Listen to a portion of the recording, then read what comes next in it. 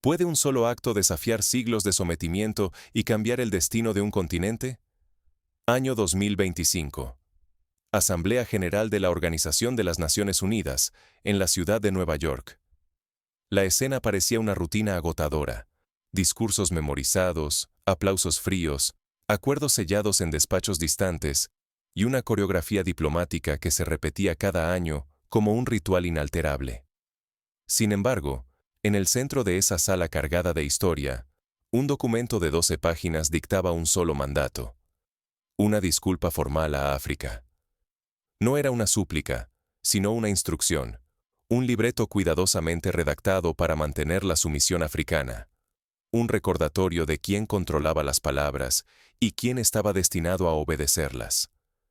El ambiente, aunque en apariencia normal, era en realidad una encrucijada oculta bajo la superficie. De pronto, Ibrahim Traoré, el presidente más joven del planeta, se levantó. Sin mirar el texto frente a él, lo dobló con calma y lo guardó en el bolsillo de su chaqueta, rehusándose a pronunciar la palabra escrita por otros.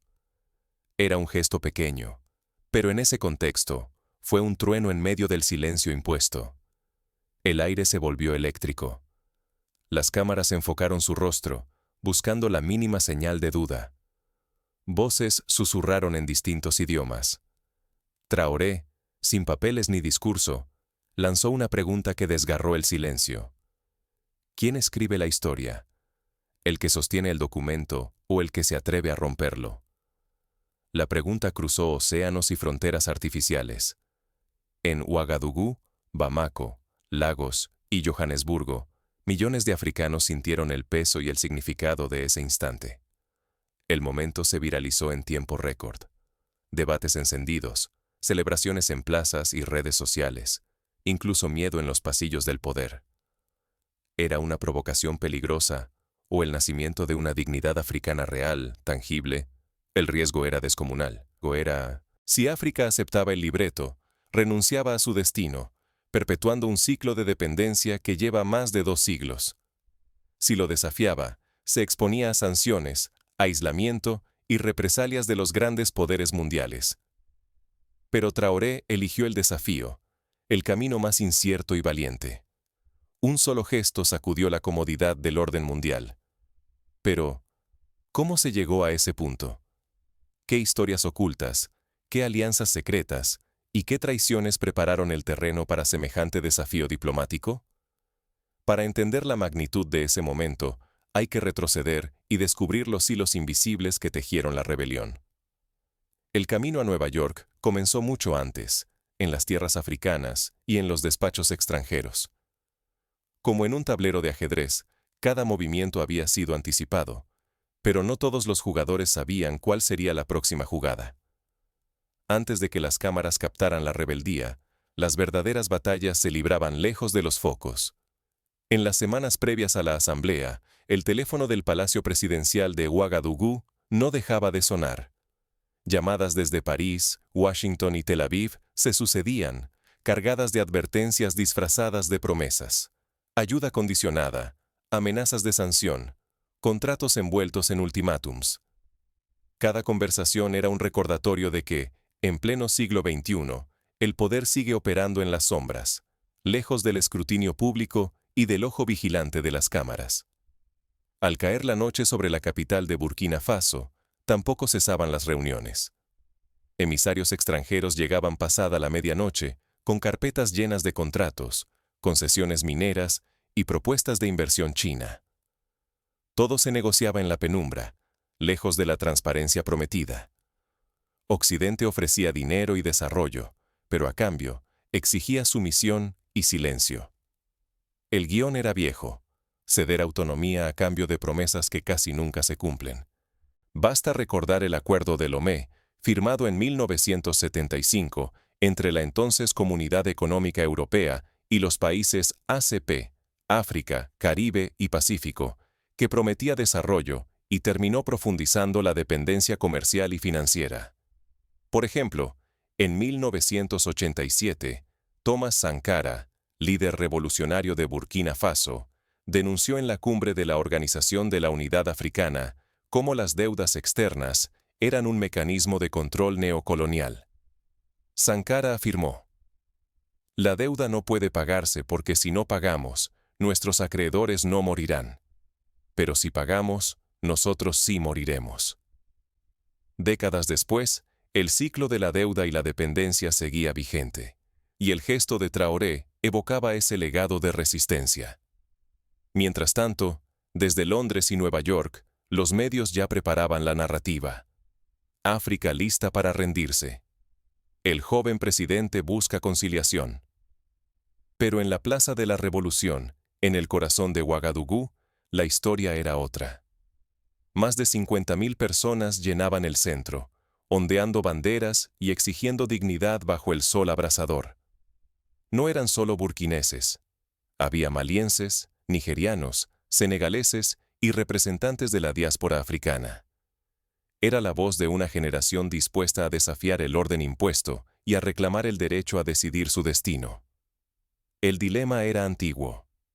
Aceptar las condiciones de siempre, perpetuando la dependencia y el control extranjero, o arriesgarse a defender la autonomía nacional con todas sus consecuencias. Resistir no era solo desafiar a potencias lejanas, era también enfrentar el riesgo de sanciones, aislamiento internacional y amenazas internas. Pero la alternativa, ceder por miedo, significaba traicionar la esperanza de una África soberana y unida. En Sudáfrica, por ejemplo, la resistencia al apartheid implicó sanciones, aislamiento y un boicot internacional, pero también una dignidad colectiva que terminó doblegando a uno de los sistemas más opresivos del siglo pasado. En Ghana, la lucha por la independencia liderada por Kwame Nkrumah se enfrentó a presiones británicas y estadounidenses, pero sentó las bases para la emancipación de todo un continente. En ese clima cargado, cada movimiento diplomático era calculado con precisión. Las decisiones se tomaban entre sombras y promesas rotas, pero la presión externa no lograba sofocar la movilización popular. La juventud africana, conectada y despierta, pedía mucho más que discursos. Exigía acción, participación y respeto real. Así, mientras las potencias tejían su red de control, en África crecía una nueva generación de líderes decididos a romper el círculo de la dependencia. Las apuestas eran más altas que nunca. Aceptar las condiciones impuestas era perpetuar siglos de subordinación, pero resistir abría la puerta a represalias severas y a un futuro incierto. Ante ese escenario, la pregunta era inevitable.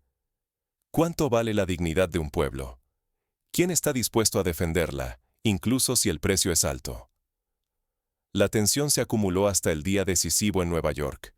Las cámaras estaban listas, pero lo que ocurrió en el escenario global aún lograría sorprender al mundo entero. Traoré subió al estrado bajo la mirada atenta de delegados y cámaras. Nadie imaginaba la magnitud del desafío que estaba a punto de lanzar. Lo que debía ser una rendición se transformó en un juicio inesperado para los poderosos. La sala de la Asamblea General de la ONU estaba preparada para otro acto de sumisión. Todo estaba ensayado, papeles alineados, discursos previsibles y un joven presidente africano a quien exigían disculparse en nombre de su continente. Pero Ibrahim Traoré rompió el guión. Guardó las notas en su bolsillo y habló durante más de 3 horas, sin papeles ni teleprompter. Solo su voz, su verdad y la historia de siglos lo acompañaban. Sus palabras no buscaron consuelo ni diplomacia vacía. Traoré exigió cuentas por siglos de expolio. Señaló con firmeza a quienes han dictado las reglas desde el norte global y lanzó preguntas que hicieron temblar la sala. ¿Quién se beneficia de la sumisión de África? ¿Quién llenó sus arcas con nuestro silencio? No usó eufemismos. Citó cifras que helaron la sangre de los presentes. Cada año, el suelo africano entrega oro por valor de $20.000 millones, mientras decenas de miles de escuelas carecen de fondos y millones de niños quedan fuera del aula. ¿Para quién es esa riqueza? Recordó también el caso del coltán, un mineral clave para la tecnología moderna, extraído mayoritariamente en la República Democrática del Congo, donde el conflicto armado y la explotación infantil han sido la norma, mientras las ganancias llenan cuentas en Suiza y Luxemburgo. El desconcierto era evidente. Delegados de Occidente evitaban su mirada. Otros murmuraban sobre el atrevimiento del joven presidente. Pero, al fondo, representantes de Asia y América Latina asentían con gravedad, reconociendo en ese discurso la sombra de sus propias heridas. Dependencia, explotación, silencios impuestos. Mientras tanto, el eco de sus palabras cruzaba las paredes de la ONU. 50.000 personas salieron a las calles en Ouagadougou, vibrando con un sentimiento de dignidad colectiva. En la propia sede, 43 embajadores africanos levantaron su voz. La unidad del continente dejó de ser consigna y se volvió realidad. El riesgo era inmenso, personal y colectivo. Traoré no solo desafió a las potencias, desafió la narrativa global. Arriesgó su legitimidad, la estabilidad de su país y la seguridad de toda una generación africana. Pero demostró que, cuando las voces se suman a los recursos y la memoria, la resistencia de África puede pesar más que cualquier amenaza. La asamblea quedó marcada por un silencio denso, preludio de decisiones que nadie se atrevía aún a nombrar.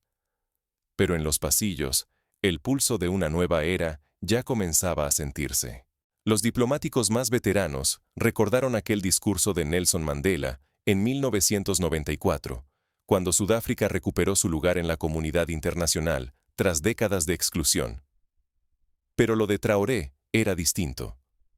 No era solo una reivindicación, era un desafío frontal al sistema.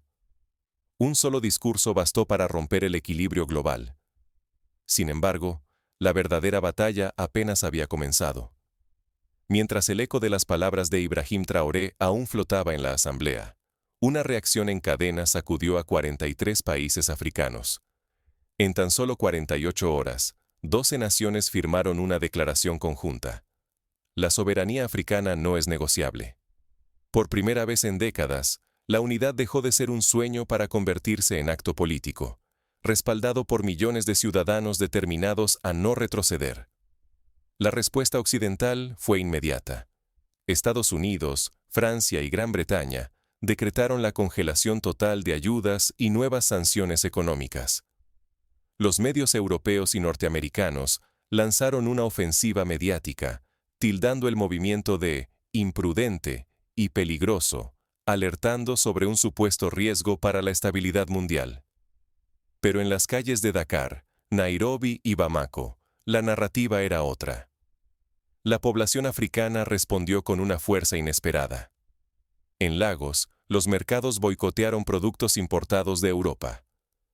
En la capital de Malí, miles de estudiantes exigieron respeto y autodeterminación. Las redes y las radios vibraron con canciones de resistencia, himnos improvisados que cruzaron fronteras y generaciones. Viejas banderas volvieron a ondear, símbolos de una dignidad que se creía perdida. Nuevos actores no tardaron en acercarse.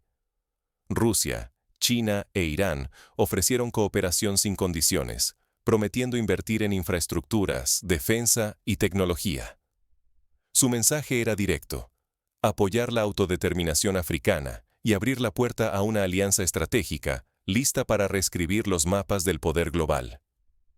El llamado efecto Traoré no solo electrizó al continente, sino que inspiró a países de Asia y América Latina a reconsiderar sus propias alianzas.